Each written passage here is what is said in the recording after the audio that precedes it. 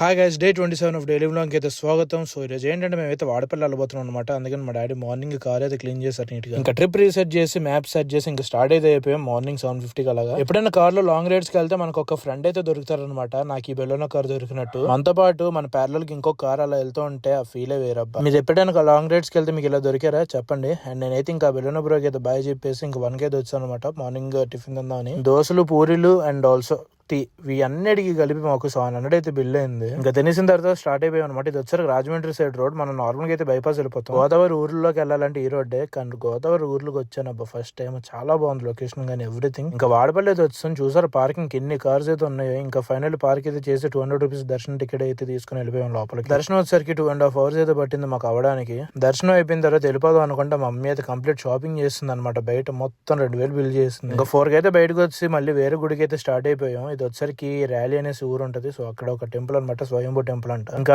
గుడి కూడా చూసుకుని ఇంక ఇంటికి అయితే స్టార్ట్ అయిపోయాం. వచ్చే దారిలో 3-4 kilometers దాకా ట్రాఫిక్ అయితే జామ్ అయిపోయింది. ఏంటా అని చూస్తే యాక్సిడెంట్స్ అలా అనుకుంటే కాదు భయ, జాతర అయితే జరుగుతుంది. దాని వల్ల ఇంకా ట్రాఫిక్ చూసారు ఎంత ఎక్కువ ఉందో. ట్రాఫిక్ క్లియర్ అవడానికి 1/2 hour 1 hour అయితే అయ్యింది. తర్వాత మళ్ళీ ఆంధ్రాస్ లార్జెస్ట్ రెస్టారెంట్ కి వచ్చాను, కాకపోతే తినడానికి కాదు, రోజ్ మిల్క్ కోసం. ఇంకా కారు మళ్ళీ ఫుల్ ట్యాంక్ కొట్టించేసి వెళ్ళేటప్పుడు డాబా దొరికితే అక్కడైతే ఫుడ్ కానిచ్చేసాం.